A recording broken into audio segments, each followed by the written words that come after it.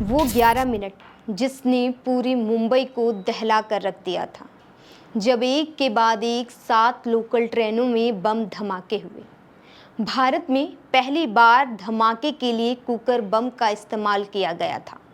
इस cooker bomb ने मुंबई की लाइफलाइन कही जाने वाली लोकल ट्रेन में सवार सैकड़ों लोगों की लाइफ खत्म कर दी थी।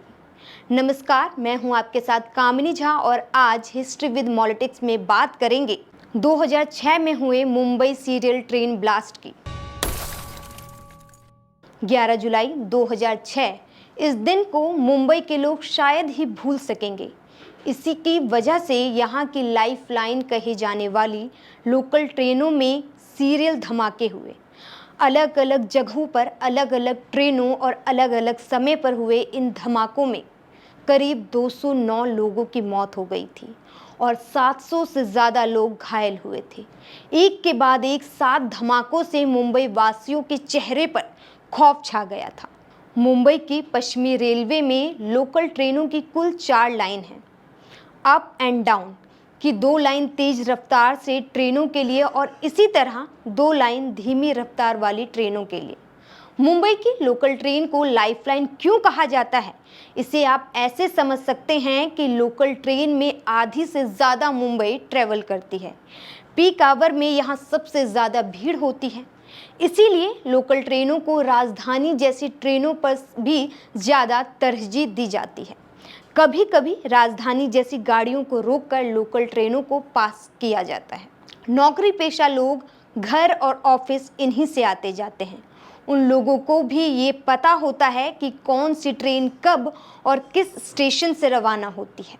शायद इसीलिए आतंकियों ने धमाके के लिए मुंबई की लाइफलाइन लोकल ट्रेन को चुना और वक्त भी शाम 6 बजे का रखा, जब ऑफिस के लोग ऑफिस से घर वापस लौट रहे होते हैं। 11 जुलाई 2006 को शाम 6:23 पर पहला धमाका होता है। टाइमर की टिक टिक बंद होते ही आरडीएक्स से भरे कुकर फट जाते हैं। 11 मिनट के अंदर एक के बाद एक 7 धमाके होते हैं। धमाकों की गूंज शांत होने के बाद चारों तरफ चीख और पुकार मचने लगती है। हर तरफ लाशें बिखरी होती हैं। एक पल में सैकड़ों परिवार के लोग अपनों को खो देते हैं। भारत में ये पहली बार था जब लहू बहाने के लिए कुकर बम का इस्तेमाल किया गया। बम धमाके के बाद एटीएस ने इसकी जांच की थी। एटीएस ने भी मुकदमे के दौरान कोर्ट में कहा था कि लश्कर-ए-तैयबा और आईएस ने ये बम धमाके 2002 गुजरात दंगे का बदला लेने के लिए मिलकर करवाया। एटीएस के मुताबिक आरोपियों का मानना था कि फर्स्ट क्लास में गुजराती ज़्यादा सफ़र करते हैं, इसीलिए फर्स्ट क्लास को निशाना बनाया गया। एटीएस के मुताबिक धमाके करने वालों में से एक फैजल शेख 2002 और 2004 में आतंक का पाठ सीखने पाकिस्तान गया था। उस वक्त उससे कहा गया था कि वो भारत से कुछ और लड़के भेजे। इसके बाद फैजल ने पहले अपने भाई मुजमिल को भेजा। कैंप में अबू मुजमिल और 26/11 की मास्टरमाइंड जकीर उर रहमान उर्फ लखवी जैसे कमांडर आया करते थे।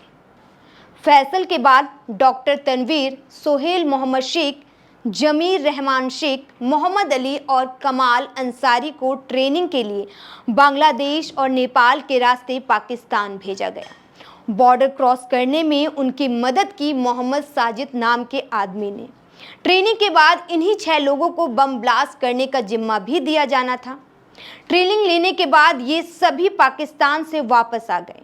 एटीएस ने मुकदमे के दौरान कोर्ट को बताया था कि मोहम्मद माजिद नाम का आदमी इन 6 लोगों को बांग्लादेश के रास्ते मुंबई लाया था, जबकि कमाल अंसारी अपने साथ 3 पाकिस्तानियों को भी लाया था। मुंबई में ही कुकर बम तैयार किए गए थे।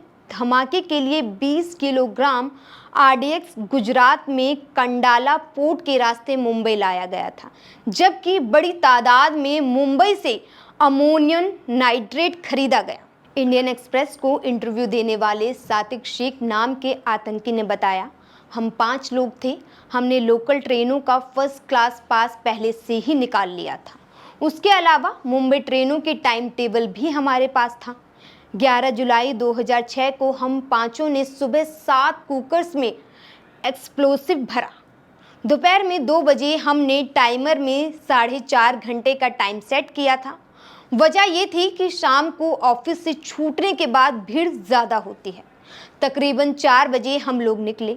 हमने जो बम बनाए थे उन्हें हमने बैग में रखा था। सबसे पहले मैं एक बैग लेकर निकला। सिवड़ी से टैक्सी लेकर दादर और वहां से ट्रेन से चर्च गेट पहुंचा। फिर आतिक, अबू राशिद, साजिद और डॉक्टर शहनवाज बैग लेकर निकले। चर्च गेट पहुंचकर हमने ट्रेनों में बैग प्लांट कर दिए। 11 जुलाई 2006 में हुई इस ब्लास्ट की साजिश की बात करें तो पाकिस्तान के पंजाब प्रांत के बहावलपुर ज़िला है।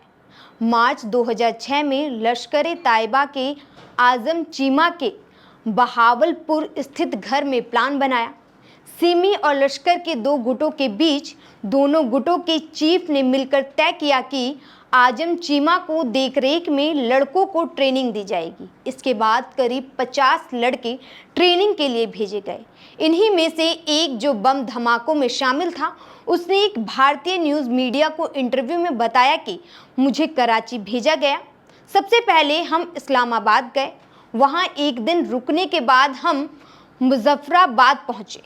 वहाँ पहाड़ के ऊपर उम्मुल कुरा नाम का कैंप था, जहाँ दौरे आम नाम का एक कोर्स कराया जाता था। वहाँ पाकिस्तानी लड़के भी ट्रेनिंग कर रहे थे। हमें उनसे अलग रखा गया। कहा गया, पूछने पर यही बताना कि कराची से हो और ये कहना कि तुम सब इंडियन हो।